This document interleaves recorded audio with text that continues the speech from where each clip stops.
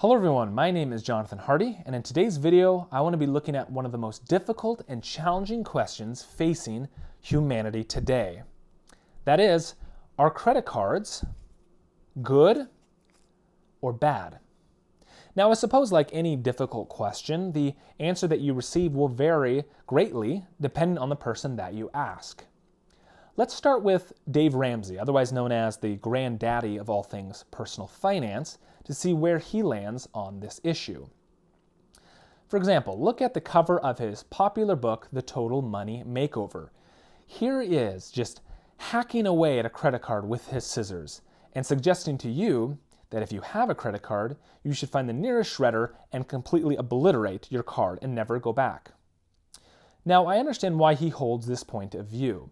He has talked with thousands of individuals and households who have had their lives completely ruined by crazy, uncontrolled spending habits, in large part due to having a credit card. So his all debt is bad debt and cash is king mindset really does make sense for majority of Americans and is a good rule of thumb. Consider this. Most children grow up in a household with parents who have poor financial literacy, most likely because they were never trained themselves. And then these kids, they go off to school where they learn absolutely nothing about financial education and how to handle their money. And then these children, when they are 18 years old, they are given the opportunity to become adults and sign up for a credit card. Oh, and also go ahead and sign your name on the dotted line that puts you tens and thousands of dollars in debt for student loans. And then when these children are full adults and then they have kids of their own, the cycle continues. So when you really think of it that way, I kind of see why Dave Ramsey is so anti-credit cards. But really the scenario is the same for any type of tool. Imagine allowing your 16-year-old the opportunity to drive for the very first time. But it's not going to be a normal car they're going to be driving. No, they're going to be driving a sports car.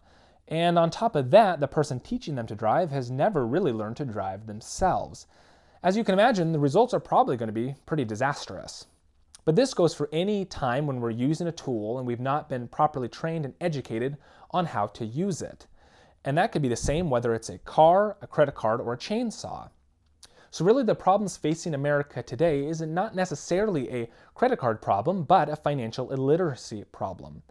Credit cards themselves offer a lot of cool perks, whether that be cash back, free airline miles, and even kind of a wall of protection between fraud and your bank account. So a lot of cool things. But of course, if you misuse a credit card, it can lead to a lot of bad things. Overspending. Spending money you do not have and going into debt. Once you have that debt, you'll be paying crazy high interest rates. And then after all of that, you're probably going to be left with a terrible credit score. So what about you? Should you get or continue using a credit card? Before answering yes to that question, I think it is imperative to adhere to the following 5 principles. All right, principle number 1, you should treat your credit card as if it were a debit card.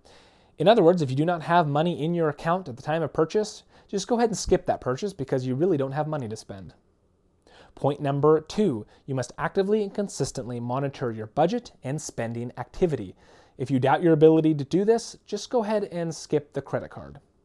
Number 3, do not get overly excited about reward benefits. Remember, even a 5% cash back, you're still negative 95%. Number 4, your spending approach and how you view spending money should not change just because you have a credit card. You should view every purchase decision the same as if you had cash in your hand. And finally, number 5, you must pay every credit card off by its due date. Again, if you have any doubt of your ability to do this, just go ahead and use cash only. So to close, a credit card really is a pretty awesome tool, but only if you have the discipline and are trained to wield it. If you have any doubt in your abilities or your discipline, please stick to a cash or debit card only rule. Your future self will thank you, I promise. So are credit cards good or are they bad? I'll let you decide that for yourself, but go ahead and leave a comment down below on which side of the fence you fall on. With that, my name is Jonathan Hardy. Thank you so much for watching, and I'll catch you next time.